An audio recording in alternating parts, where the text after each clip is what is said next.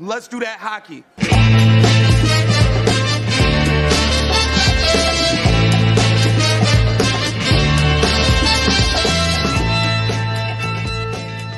And welcome back to yet another episode of Dobber Prospects Radio. This is episode 85, and after a few month hiatus, this podcast has come back fast and furious with some rapid fire episodes here. The coronavirus has something to do with that, of course. But I did an interview with Craig Button recently, and then I had Joki Nevalainen from Dobber Prospects on. We covered the European prospects coming over. And the last episode, I had Joe Maloney from College Hockey, and he and I talked about all of the NCAA players that are turning pro, both free agents and drafted. And today I thought, let's keep that theme going. And let's welcome in from Dobber Prospects, Brayden Olafson. And he and I are going to be covering players coming out of Quebec Major Junior, either draft eligible or possibly turning pro. Welcome back to the podcast, Brayden. It's good to have you back on. Hey, Peter. Thanks again for having me. All right, so you're ready to talk a little QMJHL and fantasy prospects. Yeah, what else are we going to do? Well, that's just it, right? Are you still working, or are you self-isolating at home with your fam? Kind of 50-50. We're working from home, so we're self-isolating too, though. So it's been a good. It's definitely been an adjustment. So it's as good a time as any to do a podcast, though, for sure. Yeah, I feel like a lot of people have time to listen these days too. Yeah.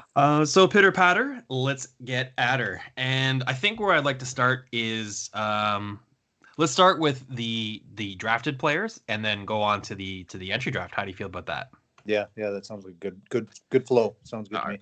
All right. So a couple players I wanted to talk to you about are a little bit under the radar, perhaps lower profile players, may not have a tremendous amount of fantasy upside, but they've recently signed contracts, and that puts them on my radar. And the first guy I want to talk about is goaltender Kevin Mandolese, Cape Breton, signed by the Ottawa Senators, who drafted him late in 2018. He's a 6th round pick.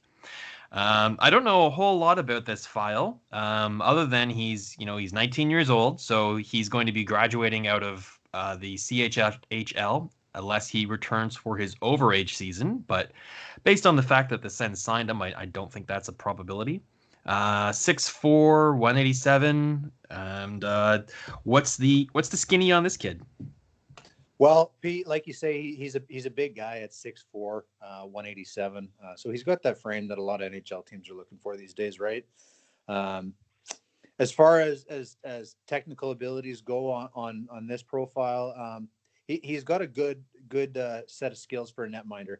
I never realized really how much I enjoyed kind of assessing goalies until you and I started talking about this guy. So I think in watching him throughout the year, he's got pretty good rebound control.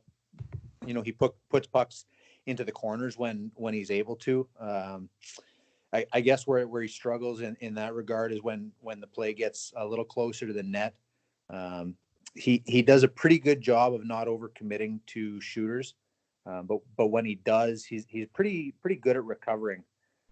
He can flop around the crease pretty good, and he's quite mobile. So he covers the net really well with that frame, obviously, but he doesn't have any lack of mobility either. So I think he's got probably a good trajectory going for him, moving into the Sens farm system there. So as far as his future goes, I think he's probably looking at definitely a few years in the minor leagues. And we'll see how it goes for him, right? It's tough to project goalies much further out than a couple of years, I think. And the Sens have a couple other solid goalies in their system as well. So he's definitely got an uphill battle, but I think he's got a lot of good tools to put him on the right path for sure. Yeah, people outside of the audience for Quebec Major Junior League might not have ever heard of him. He's never really played for Canada. I mean, he backed up for a U18, I think it was, but he never saw any action. Never played World Junior. Yeah, he's pretty far under the radar. So this is really some good exposure for him. He is only 1% Fantrax owned, so a lot of ownership opportunity for him. You mentioned the competition he has with Ottawa, and that's where I run into trouble. So they've got Craig Anderson, who's an unrestricted free agent, who I don't know if they'll sign him back or not. But even if they do, it'll be for such a short-term contract that it won't really affect Mandolese's future with the organization. He'll be long retired by the time he gets to the NHL. But where he does have competition is Nielsen, Hogberg, Decord, and Gustafsson. I find it difficult to rank these four goalies in terms of their long-term fantasy upside. I think they all have a pretty high floor and a pretty low ceiling. I think any of them could be splitting starting goalies at the NHL or a good backup. I don't see any franchise goaltender prospects in this group, but I don't think Ken Mandolese is any better than that. So how do you think? And these are all young guys too. How do you think his competition fares with all these guys? And yeah, let's talk about that. Yeah. Like you say, I think he's first off, I think he's got probably at least a 4-year timeline on even getting a sniff at the NHL. I think, and there, like you say, there's a lot of competition there. And again, I don't really know how to rank him against that competition. I think it's going to come down to a 1A 1B situation in both their minor league teams. They'll really just have to duke it out, I think, and it's a pretty even playing field right now, I think. Yeah, I mean the upside on him and the wait time, I wouldn't say he's particularly fantasy relevant, especially when you look at the competition that he's got. I think he's looking at least a full season in the ECHL next year, if not maybe even 2, unless he can outplay some of these guys and work his way up into the AHL level. But maybe just put him on your watch list or your radar for now, and keep those roster spots open for some other more immediately or higher impact upside players. So let's move on to the next guy that signed recently. Toronto Maple Leafs inked their 2019 fourth round pick, Mikhail Abramov. Now, I talk a lot about Abramov on this podcast, but it's the other Abramov. So this one is Mikhail. He's a Leafs prospect. He's coming out of the Q. He plays for the Victoriaville Tigres, and he's 19. He's got one more year to go in the Q. And what do you think about this guy? I have some thoughts, but I'd really like to hear yours first. Yeah, I'd like to hear yours afterwards as well. But as far as Abramov goes, I didn't have any in-person viewings of him this year. Unfortunately, I didn't make it out. I'm not 100% sure if Victoriaville even did come to St. John this year with our truncated season that it was. But right. Regardless, I did get some digital viewings of him. Excuse me. And I thought I had a couple of interesting thoughts on Abramov. Obviously, he had a bit of an uptick in production this year. He's got a good shot, but I think he played with some pretty good line mates in Victoriaville. What I found is that he a lot of his offense was born of him being in pretty opportunistic open ice situations. He had a lot of time to decide what he wanted to do with the puck, and more often than not, he was able to put it in. He has a good shot, and he's he's not lacking in that regard at all. But like I say, I think a lot of his offense was born of him having some pretty open ice to work with. So I think his trajectory going forward is definitely some growing pains in the AHL. That being said, if he does play in the AHL indeed right away, I think there's also a good chance that he goes directly to Newfoundland here to play with the Growlers, which isn't a bad development trajectory either. The Leafs have done a really good job using their tiered development system with Newfoundland and the Marlies. So I think he's got, like I say, probably a good 3 or 4 years as well before I think he's making any kind of an offensive impact in the NHL. And I think he's got some things to learn for sure at the next level. Yeah, I would say he's got some physical growing that needs to happen. 5'11", 161. He put up 76 points in 63 games. So the skill level is there for sure. And competing at, in junior hockey, he can get away with that size and weight deficiency, but he's a little bit too easy to knock off the puck. And I don't think he's going to be able to protect the puck very well at higher levels where things are faster and stronger. And so that's a big concern. I share that with another Leafs prospect in Semyon Darkachentsev. I'm just not a big fan of him with his upside. Yeah, he's got a lot of skill, and I know that size doesn't matter in the NHL anymore, but it does. Like you can succeed if you're small, but you have to be able to overcome that size deficiency because there's still big, strong players in the NHL, and if you're easy to push off the puck and your hockey sense and your physical development isn't capable of managing that level of hockey, then it almost doesn't matter how skilled you are. So that's my concern with Abramov. Yeah. I think you have to have an objective perspective on players who we talk about are lacking size.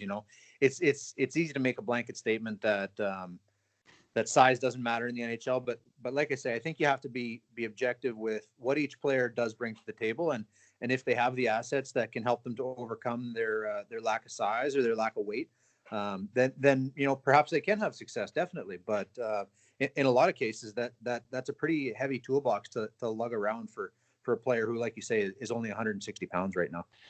Right. I would say height doesn't matter. I think you could be 6'9" or 5'4" and still play in the NHL and have an equal amount of success. Your game is going to be different depending on the physical attributes you have. But if you're 5'4", man, you better be bringing some good assets to the table. You've got to have a high hockey IQ. You've got to be very fast, and you got to be very skilled. So that the fact that you're much, much smaller than some of the big wingers and defensemen, they're going to be chasing you down, trying to hit you. If they can't hit you, it doesn't matter if you're 5'4" or 6'9". Yep. Right. Exactly right. Yep. Okay, so let's talk about some juicier players. These guys are some pretty low profile prospect players. So let's spice things up a little bit, and let's talk about some players who are drafted and are fantasy relevant. And one thing that I noticed that was interesting in doing my research for this episode, I went through the Hockey News top 100 prospects, and I was looking for players from the Q, and there's only 4 out of the top 100 that are coming from the Q. 4% seems super low for that list. So those players were Samuel Poulin, Raphael Lavoie, Alexander Khovanov, and Jacob Pelche. So we're going to talk about Khovanov because I want to. But what's one more player out of that group of 4 that you think could have a relevant or a faster fantasy impact? Well, on top of Khovanov, I think Sammy Poulin is definitely a guy that people should keep an eye on. He drives a lot of the play for Sherbrooke, and he's always involved with the offense. I think maybe while he doesn't project necessarily as a top line player for Pittsburgh, I think he's got a lot of range in terms of his projection. I think he'll be able to work his way into the league quite quickly. I think given his size and the kind of skill set that he has, I think he'll be able to find his way into the NHL perhaps by the time he's 21, and then work his way up the lineup over time, Pete. So he's a guy that if I'm looking for a player in the queue that's up and coming and has a good ceiling, but also can produce in the short term, a guy that you want to pick up on your fantasy team that you're going to have immediate value to show for him, right? The teams in your league are going to see this guy maybe producing sooner than others. I think Sammy Poulin is a guy to keep an eye on, or just go right ahead and pick up right now. Yeah, you talk about the ladder he has to climb to get into the roster. It's a pretty short ladder, man. Pittsburgh's prospect pool is barren. It's him and nobody else. Their NHL roster, it's built around Crosby and Malkin, and as those guys begin to wind down and age out, Pittsburgh's going to have a lot of opportunity. They're going to be looking to trade players and assets off their roster for futures to help replenish that prospect pool and give him some support down the road. Another player on this list, Raphael Lavoie, just an interesting little note on him. This little red flag that I have, and maybe this is just my bias, but when he was drafted on the second day in Vancouver, we were talking about guys that were picked in the first round, and a lot of people were saying that they didn't really like the Lavoie pick to Edmonton, and that Edmonton doesn't have a great track record of developing prospects. And you look at the players that they had, that Hall and Eberle and Nuge, and they threw all those money at those players. And the word around the campfire was that those guys just like to party and have a good time, and they got their money and they weren't really motivated to win. And then the knock on Lavoie is his competitiveness and his consistency. And so there's a lot of people thinking that Lavoie to Edmonton is a recipe for disaster. So that concerns me on that player. The couple other players that I wanted to talk about that didn't crack the top 100 that I think will be turning pro this year, and you definitely want to keep an eye on. I've talked about him several times before on the podcast, and he was injured for the end of the season, but Dmitry Zavgorodny, coming out of Rimouski, playing on a line with Alexi Lafreniere, who we'll talk about later. He's having a monster season. He was dominating at the Super Series selection tournament for Russia when they came through the queue. I think he's an under-the-radar player with a super high skill level, and I'm very interested to see what he does next year playing at the pro level. What's your thoughts on Zavgorodny? Yeah, Zavgorodny. I think he gets written off quite quickly in some cases, Pete. Playing on a line with Alexi Lafreniere, right? So there's a couple ways to take the assessment on Zavgorodny, right? You can go that path of saying that a lot of his offense is born of that excellent combination that he's got with Lafreniere, but I think he's got a lot of aspects of his game that are underrated. He's able to move his feet really well and create space for his line mates. Not only himself, but the team as a whole. So I think once he gets separated from Lafreniere on a basis of an entire season, I think we'll see that there actually is some good upside with him. And I think obviously he's going to have to be paired with line mates who can dominate a little more physically than he can, perhaps. So they can complement each other well. But I think he's got a really good mind for the game. I think he finds open ice himself and creates it as well, and puts pucks in the right areas for his line mates to score. So I think he's definitely got some upside. There's maybe a risk reward trade-off that people will have to balance if they're considering picking him up, for sure. It's not like I don't think he's a home run by any means, but I think there is the upside for sure, and I think we'll get to know it over the next year or two as he makes his way into the pro circuit. So, but definitely an interesting case, and by no means I don't think should anybody write him off just based on who he's playing with, for sure. So I haven't seen him play live, but seen him on TV a couple times. And the things that stand out to me are that he can create offense all on his own with his puck control and his speed and his silky smooth hands and skill level. So first of all, that translates well to the next level. But secondly, it's a skill to be able to play with elite players like Lafreniere, players that move and think at an elite speed. And Lafreniere does that. And Zavgorodny can keep up with that. And so that's important. And I think that will translate very well to higher levels as well.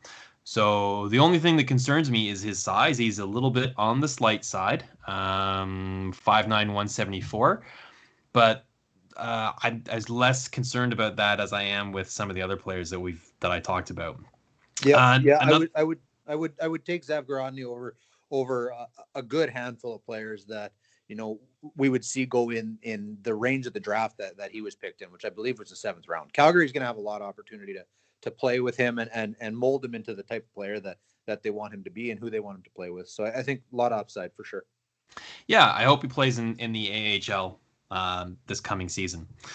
So another player that's going to be playing in the AHL, and that'll be with, I think, San Diego Gulls. He's a Ducks prospect, is Benoit Olivier Groulx, Bo Groulx. He's a nice two-way center. I think his ceiling is a little bit more limited, but his floor is pretty reliable. I see him projecting in time into the NHL as a really great third line center. He'll be strong on draws, not a liability either way. He plays an aggressive physical game. He's been a captain. His dad's a coach. So there's a lot, I think, of versatility and value in Groulx. I think his hockey value will far outweigh his fantasy value. But I think he's a player that I really like anyways. And I don't think it'll take too long for him to graduate to the NHL. I think a year in the AHL ought to do it for him. Yeah, you almost took the words right out of my mouth, Pete. I agree with just about every component of your assessment there. I think he's got a pretty short path to making it to the NHL. I think a lot of what he brings to the table is already at a level that he can slide into a deeper role in an NHL lineup for sure. He plays a lot in front of the net and does a really good job creating traffic and creating offense for his team by being a nuisance in front of the net as well. He's got a pretty big body and he creates offense in the way that we'd probably see an NHL third liner create offense. I think so. I think he's got a pretty not guaranteed, but a pretty good chance of being that type of a player in the NHL. I don't think there's a whole lot of risk involved in taking a player like Groulx for sure. Right on. Another player that I'm not sure how much you've been able to watch him play, but is San Jose's Sharks prospect. Vladislav Kotkov plays for Chicoutimi. He's put up 46 points in 51 games. He'll be turning pro. Do you have any thoughts on him? Yeah, no, you're pretty accurate in thinking that. I haven't seen Kotkov play a whole lot, and Chicoutimi had a really good team this year. He obviously had some production on that team. I don't know, what his projection really is. He's played a game with the Barracuda, the AHL last year, after wrapping up the year. But yeah, like I say, I don't have a really great assessment of him, Pete. Okay, well, he's only 1% Fantrax owned. He's turning pro, and I think the Sharks have a pretty thin prospect pool too. So keep an eye on what he does in the AHL next season would be my suggestion. And I own him in one of my really deep leagues. Picked him up as a free agent closer towards the end of the season. He kind of got on my radar a little bit. I would like to see him play either live or even on TV. Just going from some comments and stuff that I've read online. So I'll just share that little tidbit with anyone that's listening. All right, so that's a bunch of players that are drafted and are turning pro that you want to keep in mind for your fantasy radar. So if you've got a prospect draft coming up, let's talk about some guys whose name we might hear. Well, I was about to say at the draft in Montreal this summer, but at the draft online whenever it takes place. Is probably what it's going to be. Unfortunately, yeah. So an awkward segue here is we're talking about players from the queue and drafted players and undrafted players. Yegor Sokolov kind of fits in the middle there. I think he's a 2-year overage draft eligible player, and he got on my radar watching those Super Series audition games with Russia in the queue. He played on a line with Khovanov and Zavgorodny, and he made the Russian World Junior team. And he's humongous. He's 6'4", 240 pounds, 19 years old. I think it's safe to say that he went undrafted because he's overweight. 240 pounds is a little on the heavy side for the NHL level. So I think he's got to work on that, but he's looking like a player that's potential to be finally drafted. If he is this year, I'm sure it'll be in the back half of the draft. But hey, man, it's hard to ignore the stats that he's put up.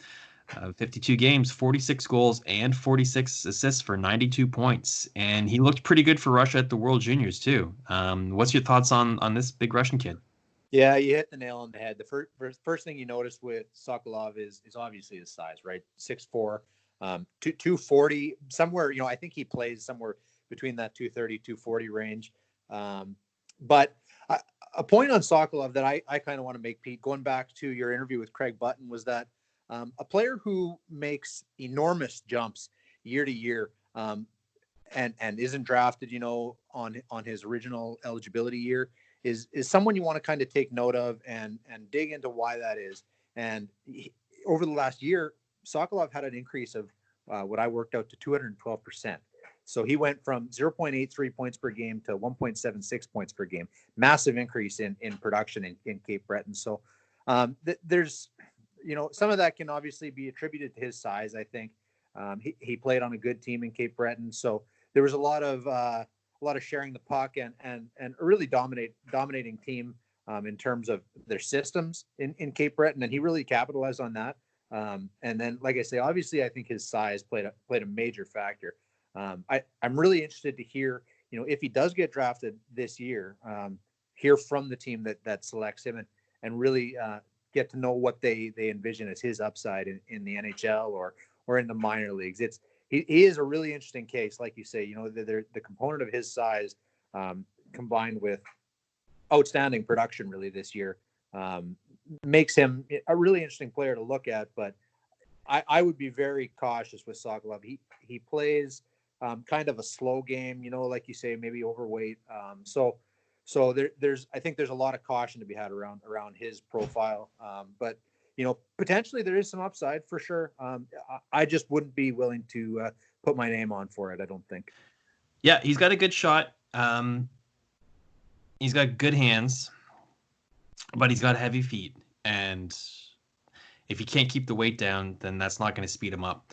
So, I mean, hey, it's possible that he shaves 20 pounds off and works. Like, skating is something that you can fix if he puts in the work. So what he's got is a lot of work. And if he's prepared to not eat McDonald's and hit the gym every day of the year, like right through the summer, and not put any weight back on and practice and work on his skating and his first step acceleration in particular, then he's got a chance. But, just to jump in again, Pete, to another point that yourself and Craig Button made there a couple of weeks ago was that with a player like him, he's obviously dominated this level.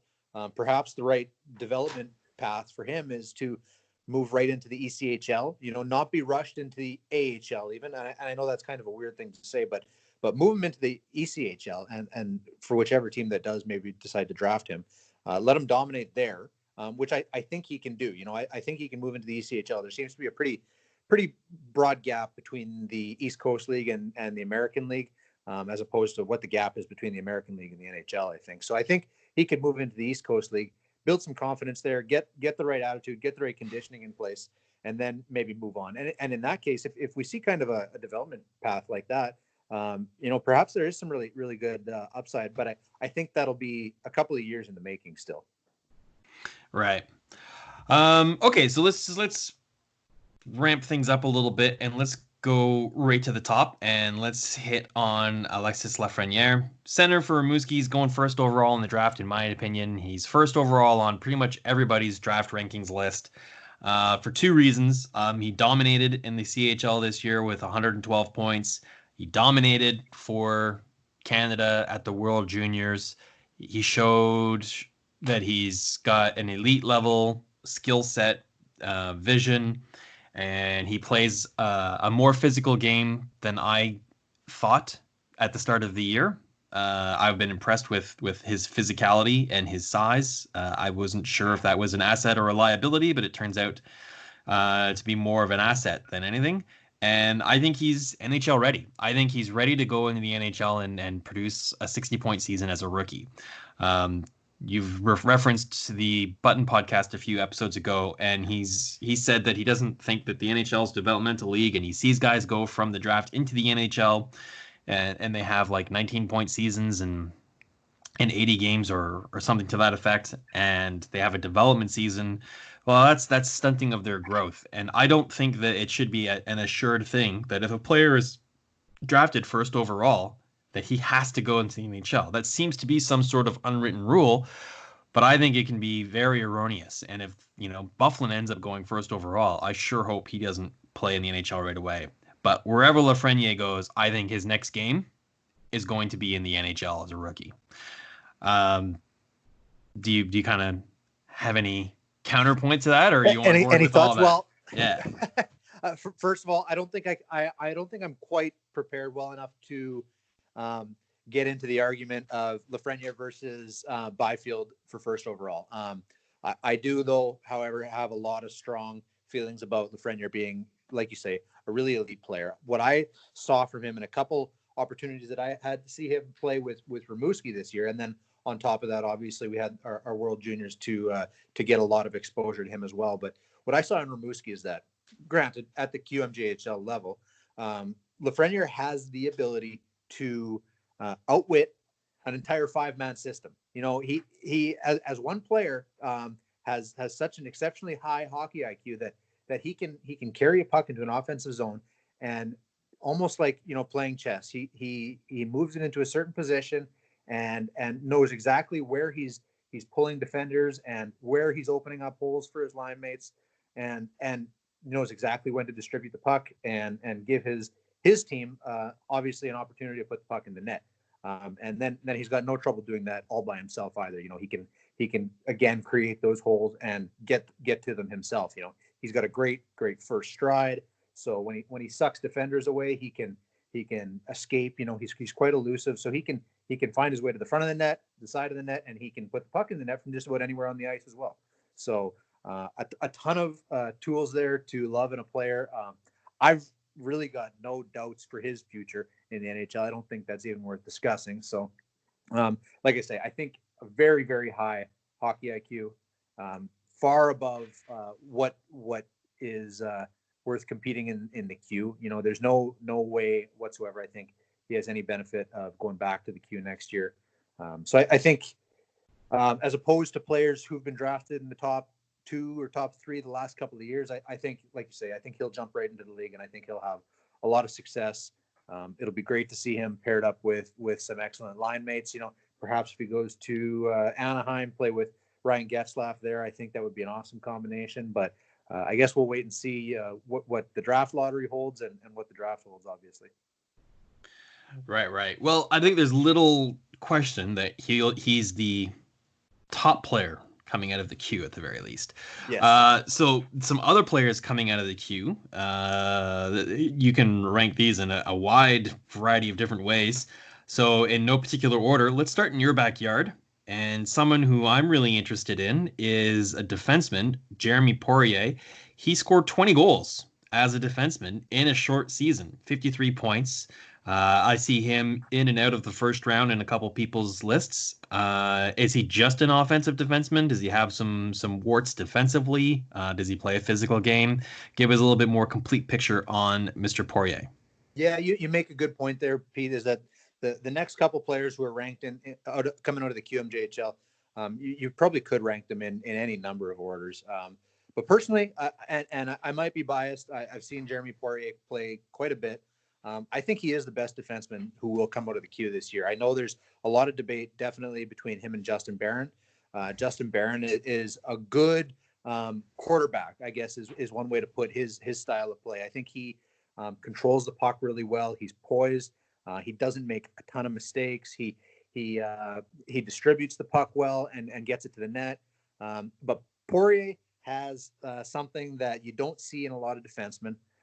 He almost plays like he's a forward in some cases, like he perhaps maybe I'm not 100% sure of his background, but it almost seems like sometimes he played his midget career as a forward and then transitioned to defense in the queue. But he's got exceptional elusiveness. He moves his feet really well and controls the puck extremely well when he's moving his feet.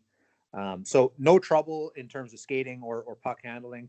He's got really good edge work in tight spaces. He doesn't have a problem rushing the puck through the neutral zone and back behind the goal line, keeping control of the puck there and setting up plays in the offensive zone. He really likes to have the puck on his stick. That's for sure. I guess where that does, fringe on the border of whether or not that's a total asset and perhaps maybe a bit of a liability is the fact that Poirier definitely has shown some signs that he can expose his team to some breakdowns, and at times those can work out to be kind of catastrophic. St. John didn't play an awesome defensive system this year, in my opinion, and that kind of goes through their entire lineup. And Poirier is definitely not an exemption. I think he left his team out to dry on occasion, and there's definitely some liability to be had there. I think that can definitely be worked out of his game, and exchange for what he does bring to the table. I think there's a lot of offensive upside there. So in terms of fantasy, definitely, I think Poirier is the first option in terms of defensemen to come out of the league this year. So for defensemen, I like to notice them if they're being offensive. You know, they carry the puck up the ice with the Blom. They run the power play on the quarterback, the power play on the point. I find it impressive when players can command respect while holding possession of the puck on the blue line, and that the forechecking player is afraid to be too aggressive because they know they'll get beat or they'll be drawn out of position. Thomas Carblay was fantastic at that. And then what I like to not notice, that you have to look to see, is when they don't have the puck on their stick in their own zone, is he just standing around, or is he anticipating plays? Is he making interceptions? Does he panic under pressure and duress? Can he get the puck out? Does he make smart decisions defensively? Because obviously he knows how to make smart decisions offensively. Yeah. What's his defensive hockey IQ like? Well, I think there's very little panic in his game, quite honestly.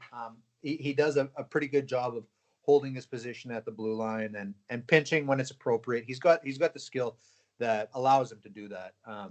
But when he does get beat is where things really go wrong for him. You know, he's able to up until a certain point maintain poise and maintain composure when he still kind of has the upper hand. When the rush begins is more when you see some panic maybe take place in Poirier's game.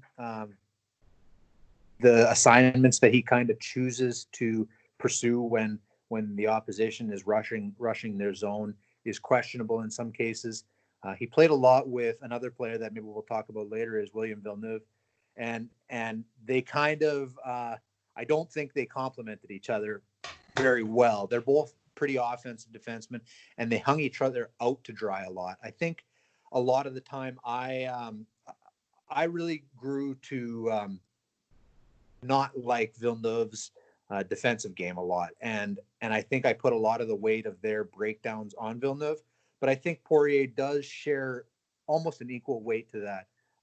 Poirier has more of an explosive offensive game than Villeneuve, but again, when they play together, they break down together, and it seems like I say, on the rush is when Poirier's breakdown sort of begins. So that's something that he's definitely got to develop. I think a good chunk of that he can develop at the QMJHL level over the next year. He's obviously not making the jump to the NHL next year.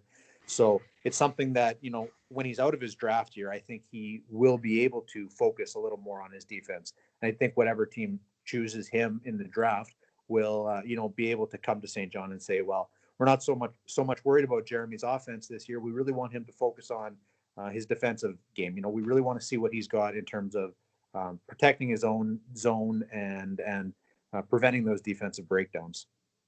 So just want to clarify something. You said that things go wrong for him when he starts on the rush.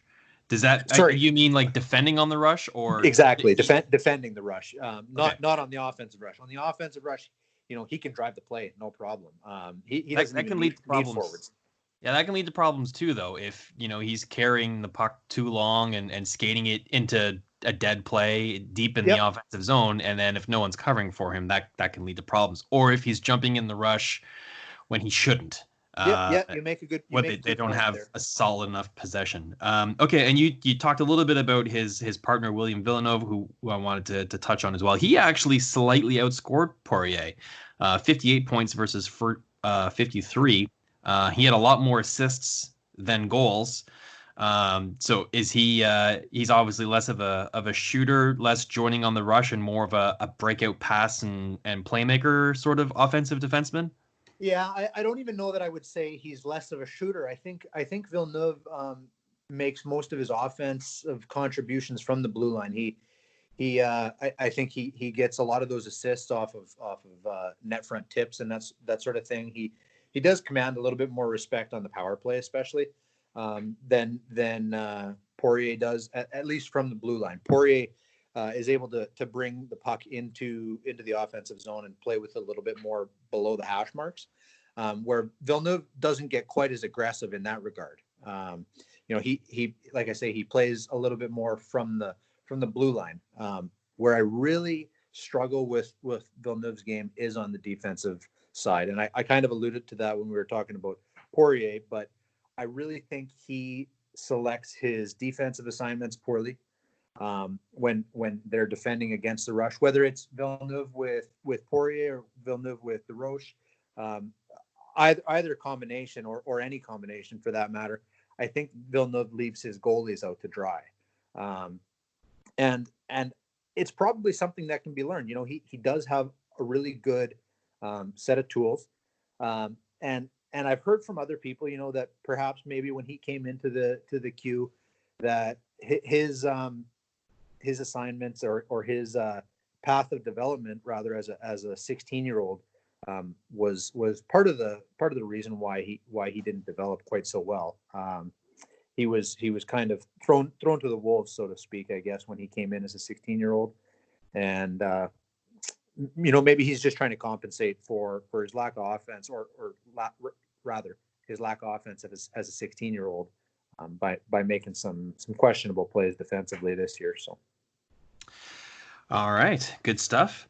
So let's switch teams now, and let's talk about another pretty high-profile player, and that would be Hendrix Lapierre. He only played in 19 games in his draft-eligible season. He missed some time due to concussion, but he put up 17 points in that span.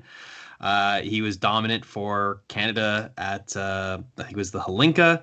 Looked pretty great there. A lot of scouts are really high on him, and they're giving him the benefit of the doubt that this concussion won't be a reoccurring injury and have him ranked very high. Other people, maybe because he only had limited viewings this season, don't have as a strong opinion about him and have him ranked a little bit lower. Where does he fit in on your barometer here? Yeah, like you say, Pete, another player I didn't have a great opportunity to see this year. Played a pretty limited season in terms of his QMJHL play this year, but definitely a guy who, again, can create space. And this is just based on some video viewings of him. And in some regard, I find it a little difficult to assess a player that way as opposed to seeing them in person. So take what I'm saying with a grain of salt for sure. But he does have the ability to create space, and he distributes the puck quite well, in my opinion. So again, those are based on some pretty limited viewings online, and I definitely do want to see him continue to develop at the Q level. I think he's got some really good upside, but I don't think he's ready to step up to the next level quite yet. All right. So another player that ended up playing for Chicoutimi is Theo Rochette. Played 30 games with Quebec and about 20 with Chicoutimi. I don't really know much about this guy. Fill me in. Yeah, Theo Rochette was a player I liked. When I first moved out to St. John last year, or the St. John area rather, he was one of the first players that really caught my eye playing against the Sea Dogs. He has a lot of really good tools. This year he finished the year in Quebec. So actually I didn't have an opportunity to see him play live this year, but last year I had a lot of opportunity to see him play. And I liked what I saw last year. I don't think he had quite as much progression as some people might have expected him to have this year. The trade to Quebec from Chicoutimi might have, disturbed his growth a little bit, but he's a smaller player. But he doesn't let that lack of size, hamper his game too much. That's something we talked about earlier. I think he is a player who, I think he plays around 5'10", doesn't quite let that lack of size. I think he's 160 pounds, probably roughly too. Doesn't let that define his game. He definitely does need to add some strength. But again, I don't think it defines his game too much. He plays a pretty safe game though. He's not as dynamic as a lot of other players who might get picked in the first few rounds of the draft. I don't see him being a top 2 round pick or maybe even a top 3 round pick. But once teams get to the point where they're more comfortable picking a player who they think is a safe player and might play perhaps in their bottom 6 in the future, I think Theo Rochette is probably going to be a pretty good pickup. All right. Another player that was traded in his draft year, Dawson Mercer. He actually made the Canadian World Junior team. Didn't put up any points. Didn't see a lot of ice. But the fact that he made the team as an 18-year-old is very impressive. I like him as a goal scorer. I think he's got some great skill. Did you get a chance to see him play live very much this season? Yeah. And I was disappointed that he didn't get a whole lot of deployment at the World Juniors. Obviously it worked out for Canada the way it did. But I thought Dawson Mercer deserved to be there. And like I said, disappointing that it worked out the way it did for him. But at the live viewings that I had of Dawson Mercer were at the 2 Canada-Russia series games out here in New Brunswick. And I was really impressed with him. I thought he was Canada's one of Canada's best players both games. Obviously, Lafreniere was there as well. But Dawson Mercer really rose to the occasion when it came to playing against the best competition from Russia, and he really stuck out to me playing with Team Canada or rather with the Q team. The way I kind of see Dawson Mercer developing in the future, Pete, is that I think he brings a lot of the two-way game that a player like Anthony Cirelli plays now. So the type of player that we've seen Cirelli develop into in the NHL isn't necessarily the type of player that we maybe would have forecasted him as coming out of junior. But I think Dawson Mercer has a lot of those similar aspects to his game that he could very easily project to be a player like Anthony Cirelli was this year. And even have a higher ceiling, obviously. He supports the puck really well in terms of defense. He doesn't leave his defenseman out to dry. And he's always a good outlet for the breakout and whatnot. So, and then once he gets into the offensive zone, he controls the puck well as well. Right on. All right, next guy I have on my list that I'd like to hear a little bit more about is Lukas Cormier, another defenseman. This one's playing for Charlottetown Islanders, 36 points in 44 games. Little on the underside size as well, 5'10", 170. Not a red flag, but size isn't a strength to his game. What does he bring to the table? Sure, yeah. Yeah, like I kind of alluded to when we talked about Poirier and when we talked about Justin Barron, is I think Lukas Cormier is another one of those defensemen who you might be able to put in a ball and just pick one out. And I'm not sure which player is going to end up being picked first. I know Cormier is ranked typically lower than the other two of those guys. In my opinion, he plays a game more similar to Justin Barron. He's not quite as dynamic as Poirier is. But he plays a really, really strong defensive game. There's no complaints in that regard as far as his game goes, I don't think. He skates with the puck really well. If given the opportunity to, he can beat defensemen as well. Like I say, not quite as dynamic as Poirier, but he can weasel his way kind of through the neutral zone and create offense as well. Where maybe he does lack a little bit is holding the blue line as strong as a guy like Justin Barron or other more defensive defensemen. I think he can lack a little bit in that regard. But for the most part, when he's carrying the puck, I have a lot of confidence in his game. He doesn't cough it up when he's carrying it. He'll definitely make the extra effort to make a good play and ensure that his team maintains possession of the puck. So I think again, there's probably a safe aspect to his game. Maybe not the offensive upside that we would see with Poirier, and maybe not the upside in terms of a 200-foot game that we would see with Justin Barron. But Still, I think a worthy defenseman of perhaps the very late first round or early second round. All right. It's a fantasy draft. Your pick's up. You need a defenseman, and you can choose Poirier, Cormier, or Barron. Who do you take? In what order? How do you rank them? I think it's Poirier hands down with the first pick if I'm looking for a defenseman for a fantasy league. And then between Cormier and Barron, it's probably dealer's choice. I probably err on the side of Justin Barron because I think he has a slightly quicker path to the NHL. He does have the size right now going for him. That's not to say that long-term Justin Barron, I don't know for sure is going to be the more offensive player. I think him and Cormier might plateau around the same level in terms of their NHL offense. But I think if I'm thinking purely from a fantasy regard, then probably Justin Barron because I think the way that your fantasy competition sees your players, from an asset management perspective, if you've got a player who's producing earlier and you can trade him for another player that you need, then you want a guy who's, showing some results right away. And Justin Barron is probably that player on a shorter timeline than Lukas Cormier is. Sure, and what NHL teams draft them could change that as well. Okay, so two more players coming up. Centers from Shawinigan, Maverick Bourque and Vasily Pomerov. Let's start with Bourque. 71 points, 29 goals, and 49 games. He's ranked in some people's first rounds. Where do you see him going? Yeah, it's in my opinion, it's probably a pretty good spot to have him. I think Central Scouting has Maverick Bourque in the late first round as well. A little bit of a smaller guy, I think 180 pounds roughly. He's a very, very good shooter. He's smart in terms of the way that he shoots the puck. In fact, he's a guy who, in most cases knows where he's putting the puck long before it's ever on his stick, and in a lot of cases that's in the back of the net.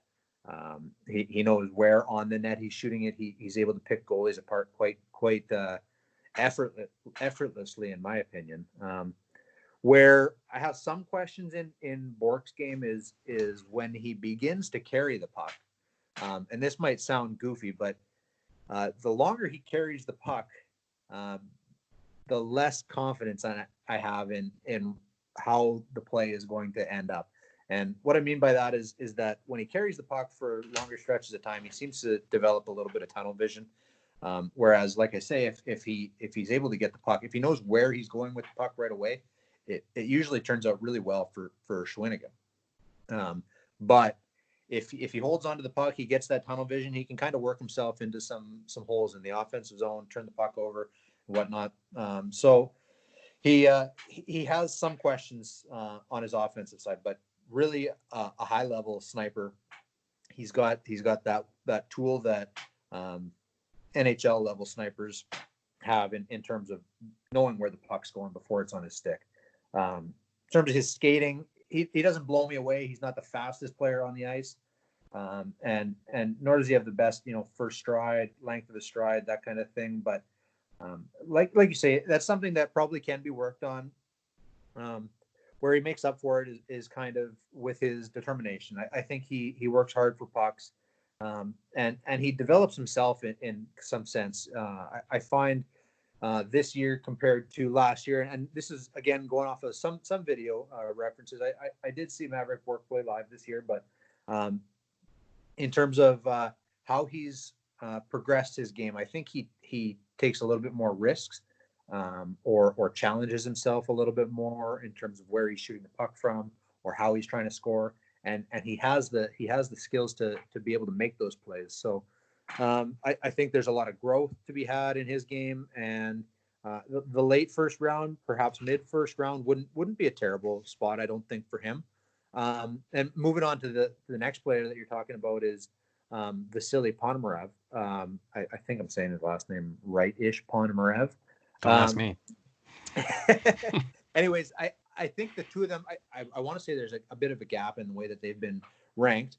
But Pomerov, the Russian, I think has some more high level tools than Bork does in some regard. I'm a pretty big fan of him going in the range that he's ranked in, and I think that's kind of the late second round, early third round. I think if someone's able to snap him up in that spot of the draft, I think that's a really good spot for him. He does have a little bit bigger frame, but he's got a lot of strength to his game. You know, he uses his body to protect the puck almost on a shift by shift basis, and he uses that to create offense. He's got a pretty good ability to finish plays, and like I say, he uses his body really well to edge players out and to move his way around the offensive zone. I don't think he overutilizes that in any means, though. I think he does a good job of playing efficiently, not overexerting himself in terms of trying too hard to overpower a player. He's able to maintain some level of composure while still working his way with strength around the offensive zone. Another thing he does is he makes some really ballsy plays, in my opinion, with the puck. He'll do some loose puck dangles that other players definitely wouldn't try, and he does them well. But it's something that I kind of get a little leery with him taking that kind of a game to the next level. I don't think he's going to have quite the amount of space that he has in the Q or where he played last year in the MHL, the junior league in Russia.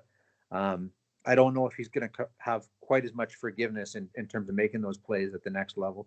And I think he's going to have to make up for that lack of creativity or that lack of offense in another way. And that might be by utilizing his strength, which like I said, he's able to do right now. But maybe that's the reason why he's ranked a little lower than Maverick Bork. But I do think there's a ton of offensive upside with Ponomarev for sure. Yeah, he's a 9th overall import pick this last summer by Shawinigan, and this is his first season in North America, and he started off pretty strong with 6 points at the Hlinka for Russia in 5 games. You might worry about the Russian factor, but the fact that he's already transitioned over to North America bodes well for that. It doesn't mean that, regardless of where he's drafted, if he play another season in the CHL, doesn't mean that he won't sign a KHL contract rather than just spend some development time in the AHL. I personally would prefer to see players develop in the AHL because, well, for a couple reasons. One, there's no transfer agreement with the NHL and KHL. So if they signed a 2-year contract and they develop really fast and they're ready to go in the NHL, you still have to wait out the contract. The team can't call them up. And I don't think that the KHL gives a lot of, it's not a developmental league, it's a pro league. And they don't worry so much about developing players as they do competing and winning games. Whereas the AHL, it's a pro league, sure, but it's a feeder league for the NHL. So there's a lot more emphasis on player development and that you're in the team's system.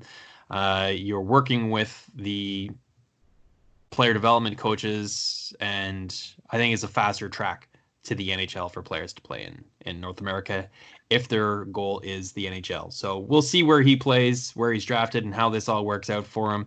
I think there's some intrigue for me with this guy for sure. Okay, so that's all the players I have on my list. I know that you want to talk about one or two more. You got another player from St. John's that is on the tip of your tongue. Let's learn about this guy. Yeah, well, a couple of them that are definitely ranked in Brady Burns and Charlie DeRoche, but then another in Josh Lawrence. Josh Lawrence is a guy that didn't fall in Central Scouting's final rankings. I don't want to say that's a mistake. I don't want to call out any authority in terms of their rankings. I don't have the balls to do it myself, so by no means am I calling out anybody's rankings. But I think Josh Lawrence, given the opportunity, has some upside at the next level. He's a smaller player, 5'8", 170 pounds, but I think he has an excellent two-way game. I think he's got some growth in his game, obviously, in terms of size, but also in terms of offense. He played really well as a rookie last year, and then this year maybe didn't have quite the growth that a lot of people expected him to have. But I think he supports the play right all through 200 feet of the ice really well. And maybe where he struggles a little bit is in controlling the puck. I think that's something he definitely has some room for improvement in. He bobbles passes from time to time, but he did improve in that regard over the year quite a bit. He can really be fire on the ice. You know, he can break the puck out of the zone, either single-handedly or with his line mates really well. He's got a lot of speed, a lot of foot speed a lot of the time, and I just really like his game at the junior level. And that's not saying a whole lot, but he's a player I'd really like to see move on to the next level and get an opportunity to play at least in the AHL at some point in his career. What do you think's keeping him off the radar for now? Well, I think his production was a big factor this year. He, like I say, he was probably expected to move up into that 60-point range with other players in this draft class. He did a pretty good job coming into the league as a 16-year-old and showed a lot of promise. I think he's got a lot of the fundamental skills that teams really do want, and that's why I wouldn't necessarily put it out of the range of possibilities for a team to pick him up maybe later in the draft this year. And I think a lot of people expected that to bear fruits, at least in more quantities or more prosperity than they did in the end. And I think that was unfortunate for him. It just, things just didn't seem to work out this year. He was kind of overtaken by St. John's first overall pick from the Bantam draft or the QMJHL entry draft, which was Joshua Waugh. And Waugh had a lot of growth in his game over the year, but Lawrence kind of maybe it's a matter of him needing a new opportunity in the queue with another team, and that could happen for sure. But like I say, I hope he does get the opportunity to take his skill set to the next level and just show what he does have. And he might not ever have the upside of a lot of other players in this class, but I think he can be a reliable player for a team at a next level, not necessarily the NHL, but I think given the opportunity, he has some growth for sure. Interesting. All right, Brayden, that's all the players I got. What do you got coming down the pipe on Dobber Prospects? Well, I kind of been playing it day by day in this. It's not much to talk about, eh? Yeah, right on. Yeah, I've been picking things out of the jar for sure. All right. Working on the prospect report though. That's coming out in a few months, so that's something that we can all work on. And something for the listeners to look forward to as well. Yeah, I've been chipping away at my Ranger prospects here day by day, so they're definitely an interesting system to keep an eye on. They've got a lot of depth there and a lot of good players to watch. So I definitely have no complaints about covering the Rangers for Dobber Prospects for sure. Right on. You bring good stuff, and this has been a great episode with a lot of good information on some of the depth that the Q does or doesn't have to offer. So Brayden Olafson, you follow him on Twitter at Olaf1393, OLAF1393, and find his work on Dobber Prospects, covering New York Rangers and the Q and a variety of other issues. And he's a regular contributor on the podcast. So thanks for your time again, Brayden, and hopefully we can get back into some rinks sooner than later, eh? You bet. Thanks a lot for having me, Pete. Take care. Cheers.